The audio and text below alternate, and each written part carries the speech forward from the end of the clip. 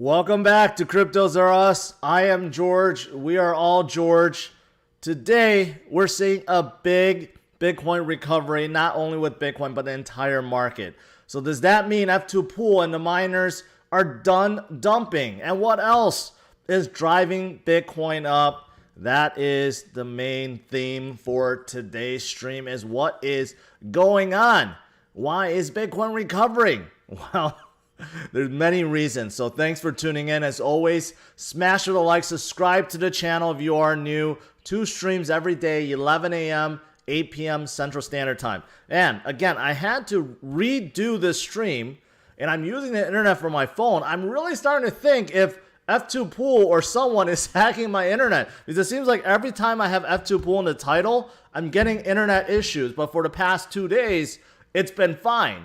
So I don't know what's going on, but I'm going to get through it. And and let's do this. So those of you guys that's already in the chat, welcome. All right, let me change my screen here.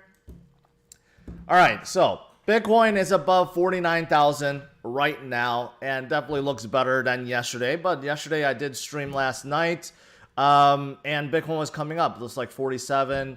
And so now it's recovering a bit more. And obviously, yesterday morning is when Bitcoin fell to about $43,000, a little bit around there, well, maybe a little bit further, but around $43,000 now has come up in a big way, right? But even at $49,000, of course, we haven't reached 50,000, which was a previous support, and of course, we're not at 58,000, previous high. But it looks like Bitcoin wants to go there because there's many big news that came out today. Very bullish news. And also, I want to look at, of course, our friends at F2POOL.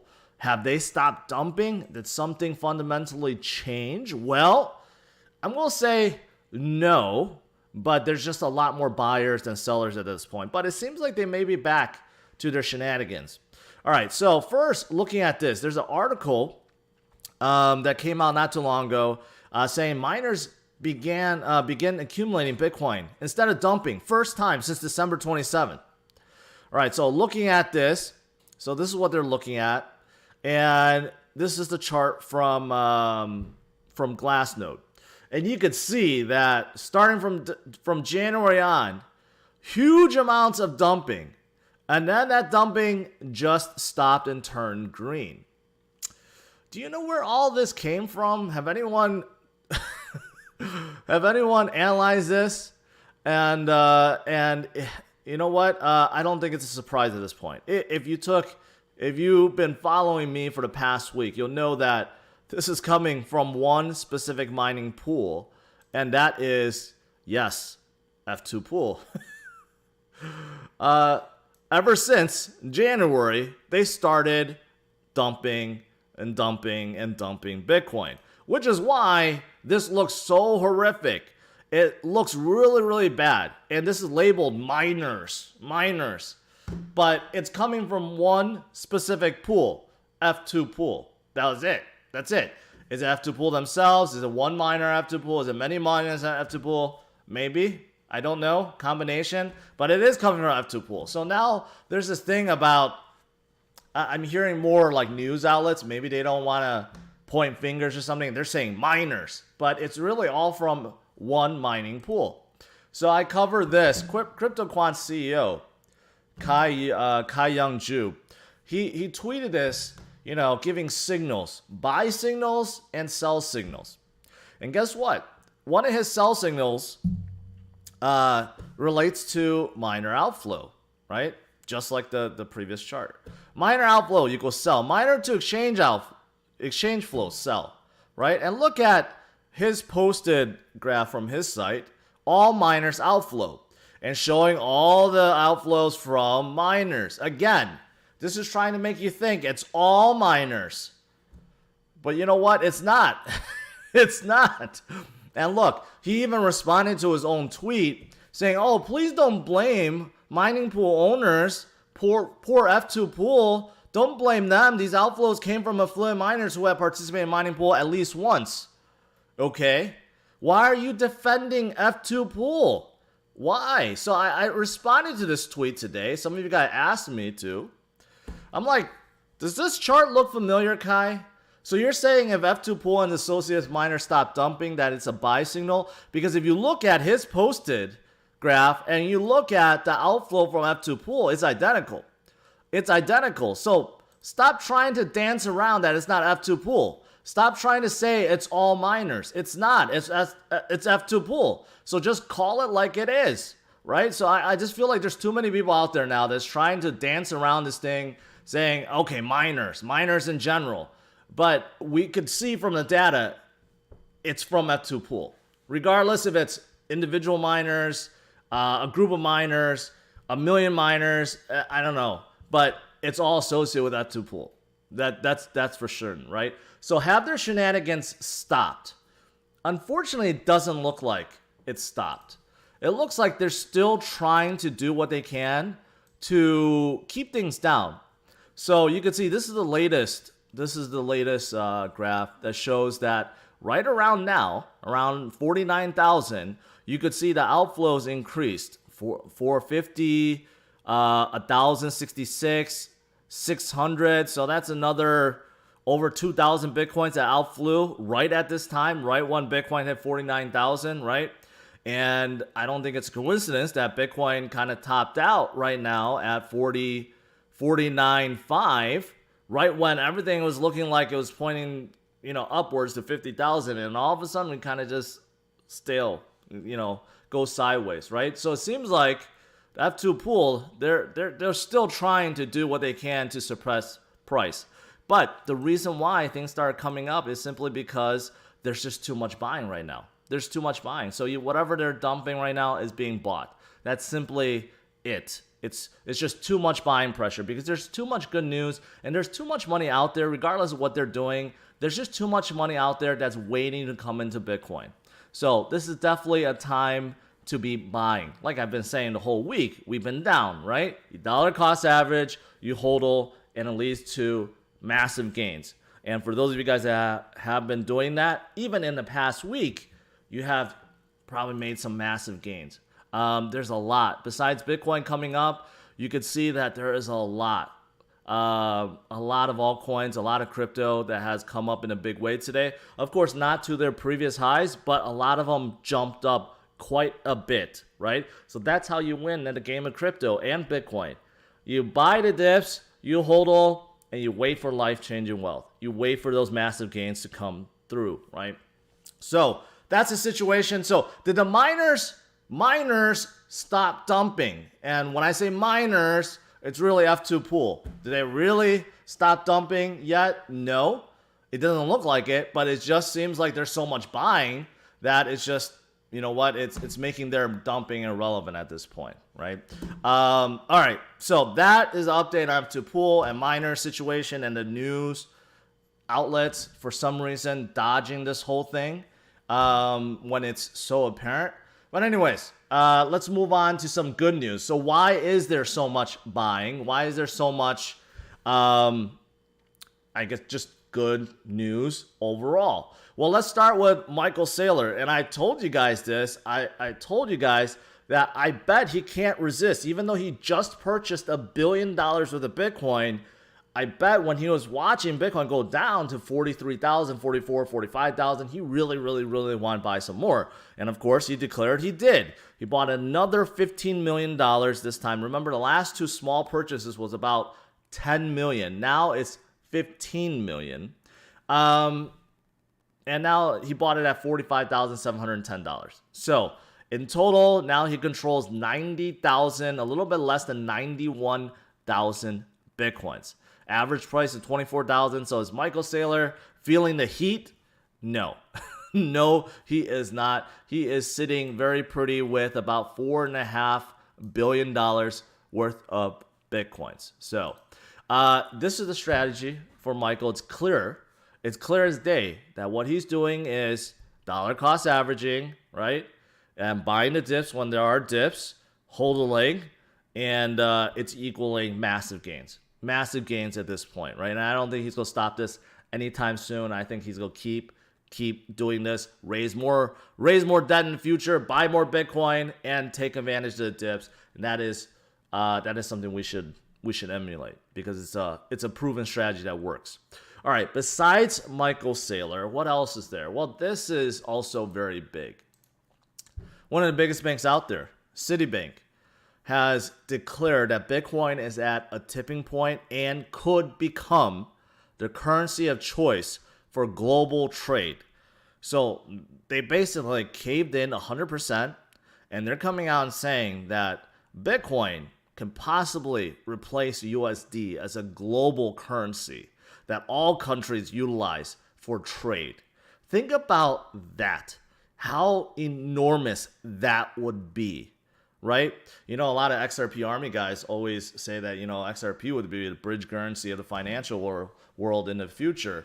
But think about this. This is countries now adopting Bitcoin as the global standard for trade. That is even bigger. And man, we might be at the verge of this. I mean, it's going to be like a Cold War of countries trying to buy up as much Bitcoins as possible. And that may have started already. We just don't know. Maybe China, what they're doing with the ban, right? With Bitcoin ban and non-trading is because they want it all to themselves right now. And the same thing, the U.S. and other countries, maybe they're not saying it out, publicly, but maybe this already started. And we know that other third world countries like Argentina and Chile and Iran and some of these other countries, they've started adopting Bitcoin in a big way too. So this is massive. And if you look at this, this is not a small document. Someone sent me this. It's 108 pages. 108 pages. This is like a book report on basically how Bitcoin is just blowing up and how you just can't ignore it anymore. And they give like really, really, really bullish assessment of Bitcoin, the adoption, how it started, where it's going to, where they see it going, like all this stuff. So this is absolutely massive, and this is coming from one of the biggest banks on earth, right? So this also, I think today is drawing a lot of attention, right? Now, besides this, there's also a big Japanese retailer, Rakuten, and you guys have heard of them before because they're in the US too. They have now opened up, they already have a wallet, but now they have opened up so that you could utilize Bitcoin to pay for things when you shop now. So again, they're kind of like Amazon of Japan. But they're big. They're worldwide. They're everywhere. They're not as big as Amazon, but they're still huge. So this is they're kind of the leader in this. Amazon's probably go follow in their footsteps. It just makes sense. If you're a giant, retailer, why would you not accept Bitcoin as a payment? So Rakuten is number one, and pretty soon Amazon will probably follow. And we may hear that this week. We may hear next week. I think that's really, really, really close to becoming a reality. So those are big things that happened today. Obviously, Michael bought some more Bitcoin. That's good. You got Citibank that's just caving in and going all out on Bitcoin, saying that it could be the global currency of the world. That's a huge statement. And Rakuten also just opened up Bitcoin payments. And besides these three, I created a video yesterday too about 4 other things that are very, very bullish for this week. Of course, we do have, and if you paid attention over here, the Senate is going to vote on the new $1.9 trillion stimulus bill, which could be approved very, very soon, which means more Americans are going to get free money. And basically, a lot of them will probably invest with that money, and a lot of them probably put into Bitcoin. So that's also coming up. And there's other things, like the charts from a technical standpoint. Bitcoin looked like it was in a really good position to turn around, right? And there's just a whole lot. Now, there's one person that is not a fan right now of Bitcoin going up, and it's not Peter Schiff, but it's the big short investor, Michael Burry, and he slams Bitcoin even harder today, saying that it's a speculative bubble. I find that people that are the most angry about Bitcoin going up are the ones that are shorting Bitcoin and they're losing more and more money, or number 2, they missed the ride and they don't want anyone else to enjoy their gains. So he probably has a big short position on Bitcoin. He probably does. I mean, he's known for the big short, right?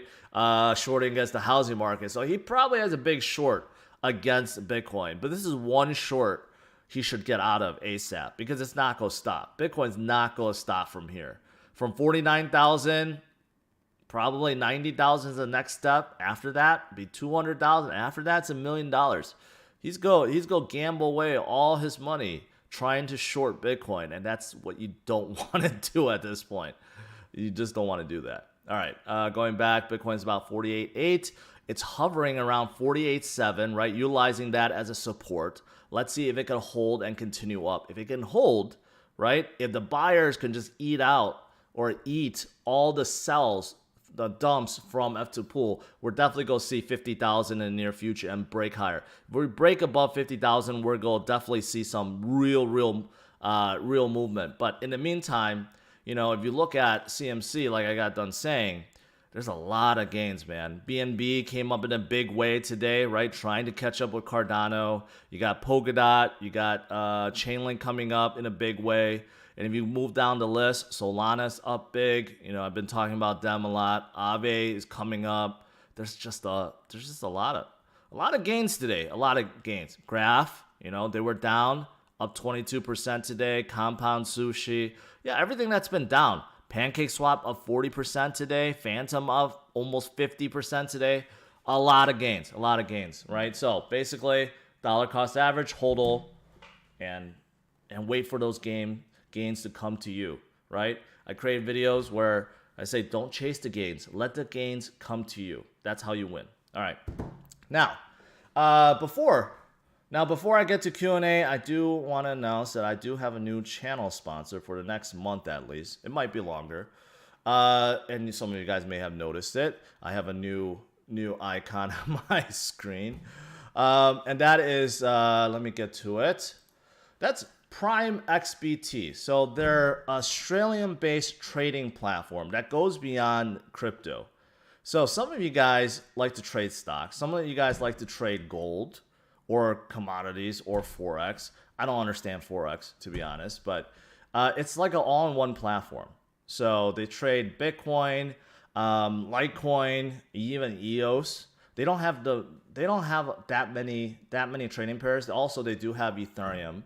But you could also trade indexes like the S&P 500 or the NASDAQ. You can also trade gold. For those of you guys that actually like to buy gold, you can also trade things like oil. And you could trade currencies like the euro versus the dollar or the Japanese yen versus the euro. And basically, they're all in one platform. They are based in Australia. Unfortunately, they are not open for U.S. residents. So those of you guys that are U.S., unfortunately, you're not eligible for them, but everyone else seems like they're open. So Prime XBT, pretty, you know, I have their interface up, pretty easy to understand. Now it logged me out. Let's see if we can go in. Yeah, pretty easy to understand interface. Those of you guys have used exchanges before, it's pretty much the same, but you can see on the side here, all the trading pairs, like the crypto ones and the currency ones and the commodity ones and the index ones, they're all listed here. Now, what's interesting about Prime XBT is this. Some of you guys that's been around since 2017 remember a project called co-vesting. They actually raised almost $19 million at that point. So co-vesting is a platform where you could copy traders' trades. So if there's a trader that's really good at trading, you could basically mimic his trades and make gains like he would, basically. So this project, I didn't know about it until recently. They basically partnered up with Prime XBT, and this is their only platform now. So it almost seems like they got bought out by Prime XBT. But regardless, they are on Prime XBT. So it makes it easy if you're trying to get in and you don't know what you're doing and you want to copy someone else, you can do so with Prime XBT. Now, I have never done it before. So I don't know how it is. But it seems like you just basically choose someone, look at how much they've made, and you click on follow, and that's it. They're rated by how good they are, how many trades, how many people follow them, their performance, how much they have invested. Like, this guy's crazy. No, this guy's crazy. 21 BTC, right? So yeah, they also have this. So that's pretty unique. I didn't really hear about co-vesting for a long time until I looked at Prime XBT. But anyways, so new channel sponsor for the next month. Those of you guys that's outside the US, you want to look for a trading platform that can pretty much do it all. Check them out. Their URL is in the description below. And there is a code. If you use CryptosRUs, you get 50%, 50% more deposit on your first deposit, which is pretty good. You just can't withdraw. They just give it to you, so you have more buying power, but you can't withdraw it, but they give it to you for free. So if you're interested, check them out. All right, so besides Prime XBT, let me go back here and let's do some Q&A. I did miss some super chats, so let me scroll back. Illuminati asks, what do you think about Theta, IOTA, and EWT? Theta is very good. IOTA, not so good. What's EWT? Energy Web Token? Nah, I don't like energy plays.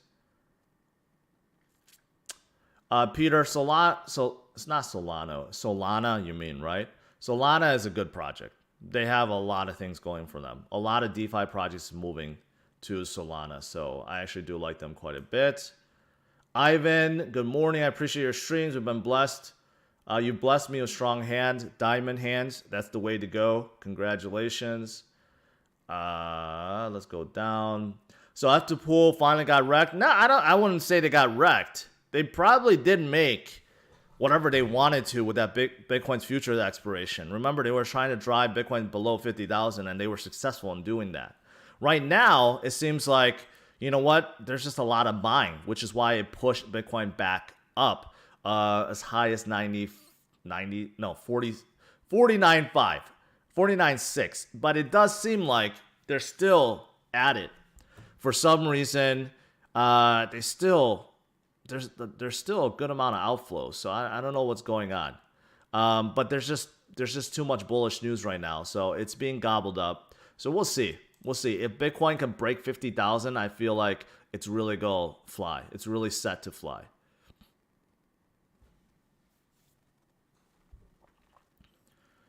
Let's see.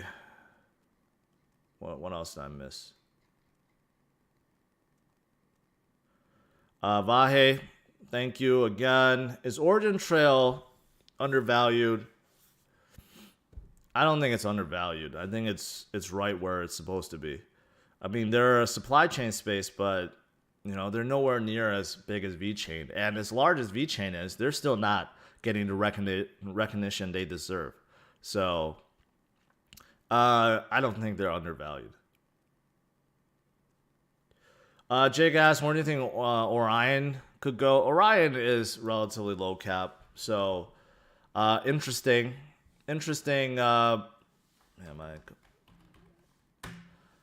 project, utilizing a lot of different blockchains, working with a lot of blockchains, and you know what, they're basically a DEX, right? Almost like a decentralized exchange, but they have a lot of moving pieces. I mean, they're interesting. I think they have a lot of room to grow. I mean, if you look at their market cap, still relatively small. So, and they're up in a big way today.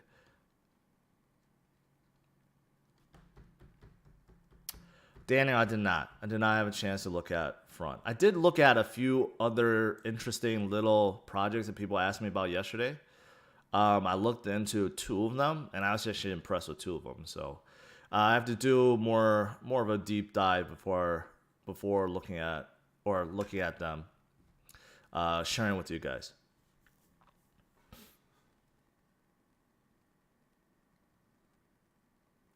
Justin, that's your opinion. Okay. I appreciate the super chat. I appreciate the super chat. Ben, should I not buy anything today? Well, you should have been buying this whole past week. You should have been buying the whole past week. Things were really, really low. Well, I take that back. They weren't really, really low, but things were discounted versus their highs, right? A lot of things were down 20, 30%, so you should have bought.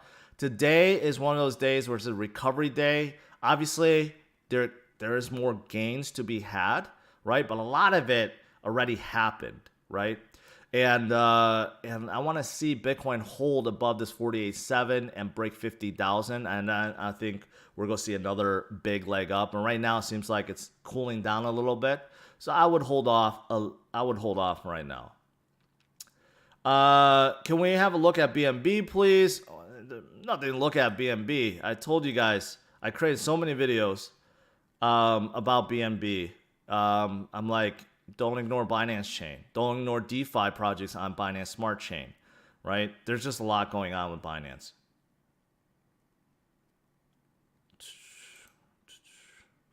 Thoughts on Cosmos? Cosmos is good. Underappreciated. It should be higher, but I mean, it's still moving the charts pretty well. Where is it? Did I miss it? Yeah, it's right here.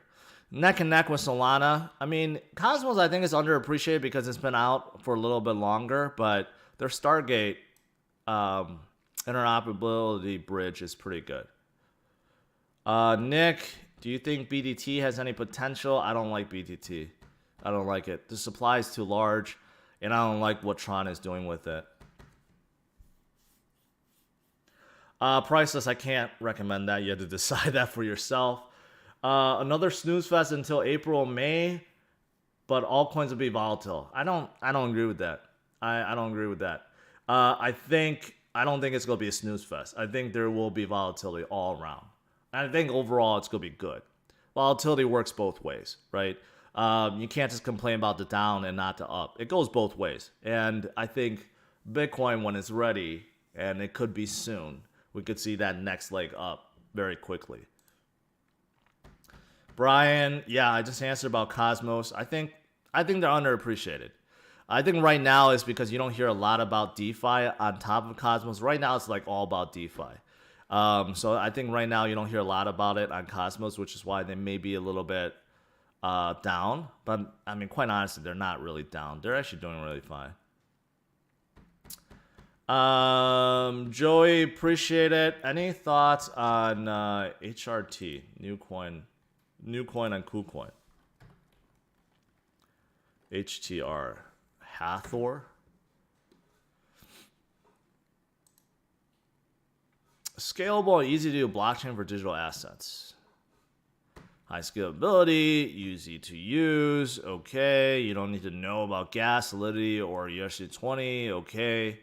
No fees. Built-in atomic swap nano contracts. Well, they seem to have all the latest buzzwords for a blockchain protocol. It all sounds pretty good.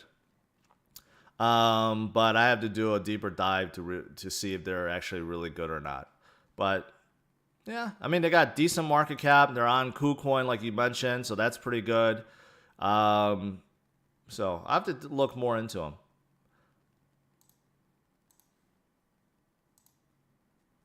Richard, big super sticker. Appreciate that. When will miner manipulation and future leverage games end? Will they run out of steam? Yeah, I mean, here's the thing. You know, I'm covering a lot because I think it's a signal.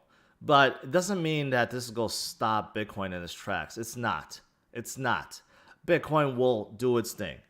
Bitcoin will continue higher. And just like what I just got done saying about Citibank declaring Bitcoin is at a tipping point to become the world's currency for trade, stuff like this does not go unnoticed. And guys like Michael Saylor and possibly Elon, Jack Dorsey, and all these other guys, they're setting an example for all these other public trade companies to get involved with Bitcoin. And that's not going to stop. And hedge funds are not going to stop either. So don't worry too much about it. Don't worry too much about it. Utilize it to your advantage. If I point things out, if there's something that's going on, utilize to your advantage. But don't worry about the prospects of Bitcoin. It is going much, much higher.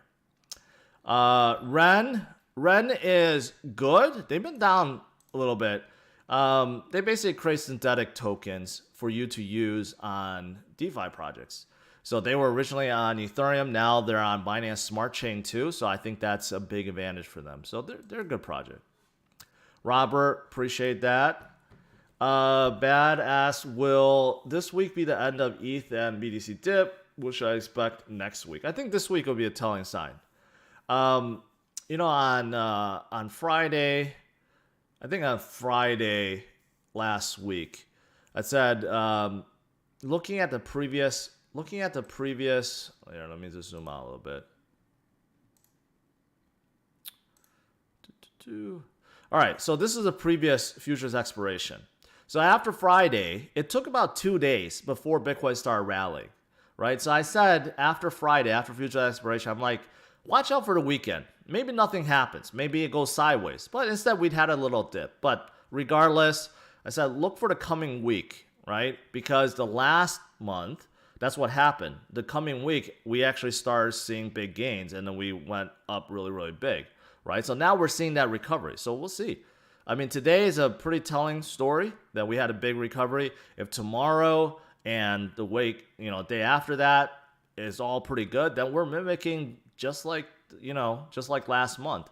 And we could be well on our way to breaking 58,000 and heading higher, right? So I think this week will really be a telling week.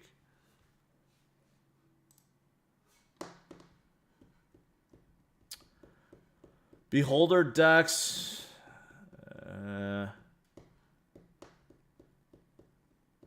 Yeah, I don't know. There's a lot of AMMs right now. So low market cap doesn't mean it's huge potential. A lot of coins are low market cap. Dash. I don't like Dash, man. It's a privacy coin. I don't like privacy coins. If you want to make money, you gotta buy tokens that's listed on exchanges. Dash is getting delisted, so not a fan of Dash. Eurus token, they have a working product with thousands of users. Thousands of users don't sound very, very impressive. Yeah, they're too small. They're too small.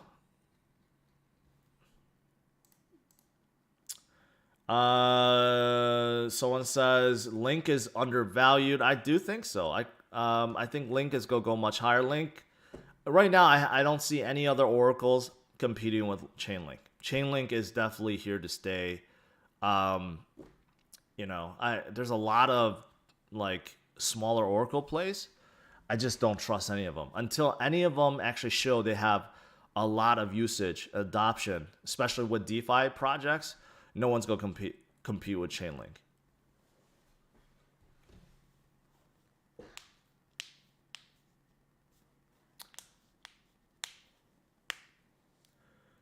Sarah asked about exchange coins. Yeah, exchange coins are really hot because of the Coinbase IPO, which still hasn't happened yet, but it will be soon. Coinbase is valued at 100 billion. That's the estimation. So Binance has double the volume of Coinbase. So I mean, technically, Binance coin should go up to like 200 billion then.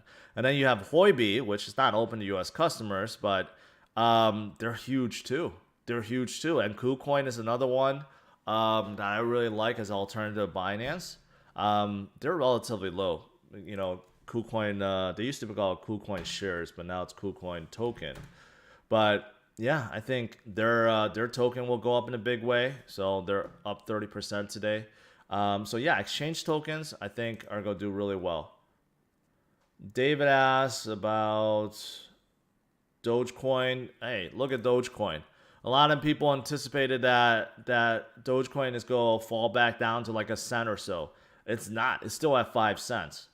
So, you have a strong group of people that's holding Doge, and that's why it's holding.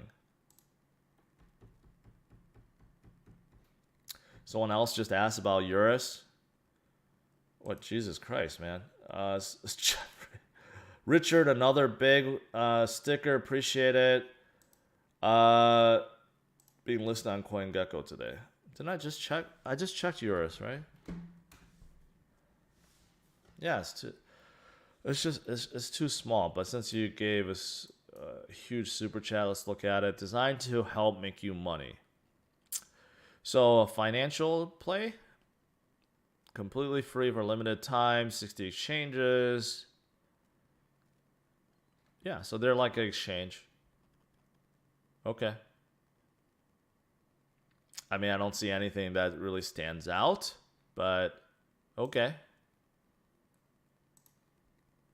A $200 super chat. Jeffrey, you're nuts, but I appreciate it. Could you look at node runners? The supply is very low, and they're working on a project called Drops. Check their Twitter page. It's going to allow NFT holders to generate yield on their NFT assets as well as trustless NFT loans, giving utility to assets. No, all right. I feel like there's so much going on now with NFTs. It's like people are trying to come out with NFTs plus DeFi together. This is a really low market cap coin. Where are they listed at? Uniswap and SushiSwap. Yeah, so it has that Blade runners kind of theme. Okay, so you could get NFT cards. You could stake hero cards or lock up defender. Okay, so there's gamification obviously with this. So you could stake NFT. Every token, okay. When used to a whoop.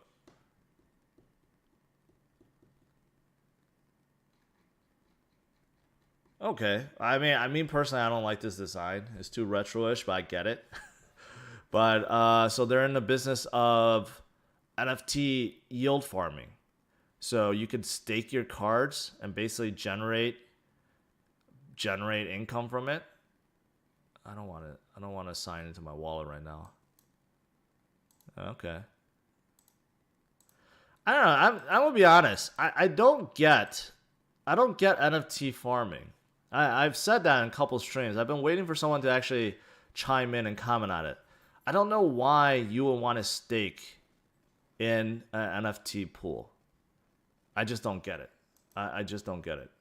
But I appreciate that super chat. I mean, it looks fine, but it's still very, very, very, very, very small market cap project. And the circulating supply, that's insanely low, 28,000. So I'm not sure if it's that low, it's actually good, to be honest. Because it seems like that's only created to just for pumpability. So that's a little concerning too, to be honest. Zilliqa. Zilliqa's fine. A lot of people ask about Zilliqa. Zilliqa's fine. They have a lot of things going. They're upgrading their network. They're going to bring native tokens. They're into DeFi. Unstoppable Domains is on top of them. I mean, they're doing fine. They're doing fine. Where is Zilliqa? They have sharding, obviously, for those of you guys that don't know. You know what Ethereum 2.0 is trying to do. Zilliqa already has the high-speed blockchain. But a lot of projects are into sharding now. So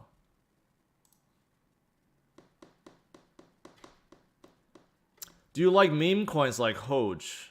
It's like Doge, but DeFi and deflationary. No, I don't. I don't like meme coins other than Dogecoin. But it's interesting. So if you take Dogecoin and you make it deflationary, so it's kind of like Hoj.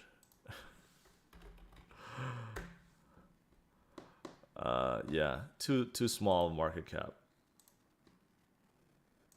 Appreciate that. What do you think about options marketplace? I don't know. I think options. I think based on what my coverage of what potential miners are doing with futures and possibly options, I'm just gonna say I'm not a fan of options play with Bitcoin at this point. All right, guys, that's it. I'll let you guys go. Overall, Bitcoin is coming up in a big way, so that's good. We haven't broken through 50,000 yet, but when we do, I do think that we're going to be well on our way to recovering to 58,000. Once we do, we can see a big push after that. A lot of bullish news today, obviously, right? But it seems like this whole thing, this whole narrative about miners dumping really comes down to one mining pool. And it doesn't seem like they're stopping right now. It still seems like it's ongoing. So definitely something that we need to track going forward. All right. All right, that's it. So thanks for tuning in. As always, smash the like, subscribe to the channel. Stay tuned to my my stream tonight at 8 p.m. Central Standard Time. All right, take care, guys. Bye-bye.